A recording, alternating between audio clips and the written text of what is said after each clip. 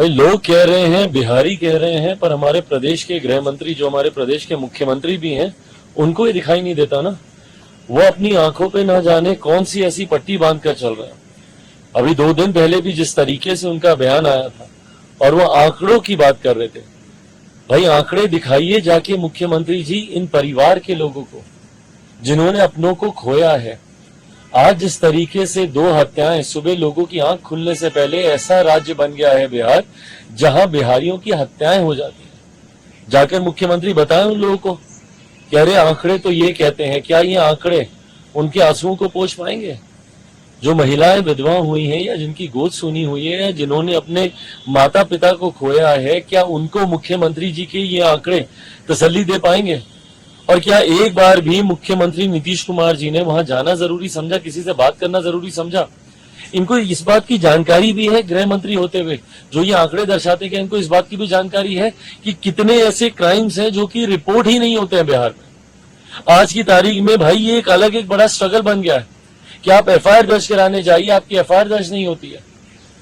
तो जब आप आंकड़े दर्शाते हैं, ये वो फेक आंकड़े हैं जिसमें से आधे से ज्यादा लूटमार, अपहरण, डकैती की तो खबरें ऐसी हैं जिसकी रिपोर्ट तक दर्ज नहीं होती है। इनकी पार्टी के राष्ट्रीय अध्यक्ष कल बोल रहे थे कि अरे आप लोगों के कहने से गुंडा राज आ जाएगा। तो बताइए भैया क्या है ये? इनके पटना के एसएसपी बोलते हैं कि 30 दिन में, 1 महीने में 30 हत्याएं हुई हैं। 1 महीने में 30 हत्याएं, पटना की बात कर रहे हैं। तो भूल जाइए भैया बाकी के जिलों के क्या हालात है। और क्या ये जो तस्वीरें सामने आ रही हैं, क्या ये भी गलत है मुख्यमंत्री नीतीश कुमार जी? अगर आप जंगल राज नहीं बोलेगा, इसको अगर आप गुंडा राज नहीं बोलेगा, तो और किसको बोलेगा?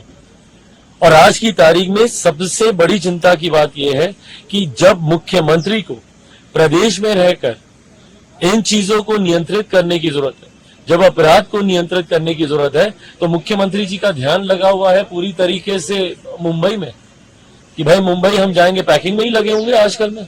उनको जाना है भैया, परसों तरसों कितनी 3-4-5 दिन में तो अभी है ही ना वहां पे बैठक, तो उनको जाना है वहां पे। उनकी चिंता और बड़ी है कि हमको संयोजक बनाया जाएगा कि नहीं, हमको नेता बनाया जाएगा कि नहीं।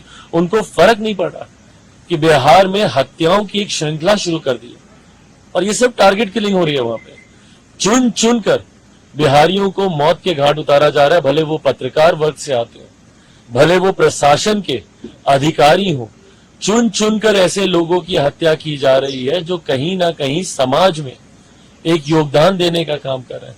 और जो आम बिहारी मारे जा रहे हैं उनकी तो गिनती में ही नहीं है। रेस्टोरेंट में भी फायरिंग करते हैं, बिल्कुल खुले। आप बताइए ना भाई, ये मनोबल नहीं है तो और क्या है?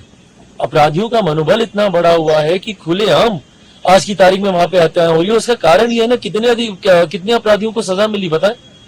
हाल फिलहाल में जितनी हत्याएं हुई हैं, कितने अपराधियों को पकड़ा गया या कितने अपराधियों पे कार्रवाई हुई? देश के आंकड़े, मुख्यमंत्री जी को आंकड़े गिनाने का शौक है ना, बताएं कन्विक्शन रेट कितना है? देश भर में आप चले जाइए, बल्कि डाउन साउथ में आप जाइएगा 90-95% तक कन्विक्शन रेट है।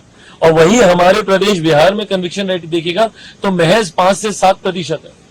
मतलब अगर 100 अपराध होंगे तो मुश्किल से 5 से 7 लोगों को उसमें सजा मिलेगी। और उसके बाद भी संभवतः जानकारी के अभाव में या तथ्यों के अभाव में उन लोगों को भी छोड़ दिया जाएगा। तो ये तो इन्होंने प्रदेश के हालात बना रखे। तो बताएं मुख्यमंत्री, अगर ये जंगल राज नहीं है, अगर ये गुंडा राज नहीं है, तो और क्या? एक सवाल है राहुल गांधी को लेकर। लद्दाख में हैं वो और उन्होंने कहा है कि चीन ने भारत की जमीन हड़प ली और वहाँ लद्दाख के लोग हैं जो रोजगार के लिए मर रहे हैं और अपनी ही जमीन पर वो नहीं मालिकाना हक जता सकते। भाई मुझे कभी कभी ताज्जुब होता है, राहुल जी जो अधिकृत जानकारी सरकार देती है, अपनी सरकार पे विश्वास ना करके कहीं सुनी बातों को लेकर जब वो जनता के बीच, और आप अधिकृत मंच पे रखिए अगर आपके पास कोई ऐसी जानकारी है।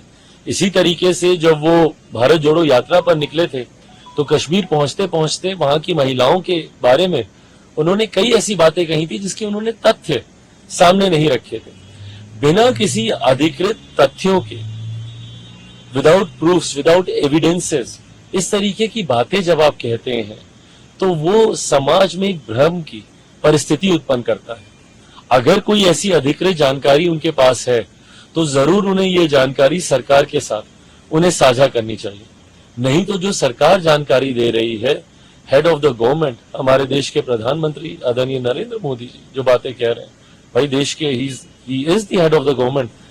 मेरा विश्वास है, देशवासियों का विश्वास है हमारे प्रधानमंत्री जी पर इस तरीके की बातें बिना किसी एविडेंसेस के सिर्फ कहने के लिए कह देना, ये समाज में डिस्टर्बेंसेस उत्पन्न करते हैं, उससे बचना चाहिए। अगर कोई सटीक जानकारी है आपके पास विद प्रूफ, प्लीज सरकार के साथ साझा करें, जरूर सरकार उस पर कार्रवाई करेगी। Thank you.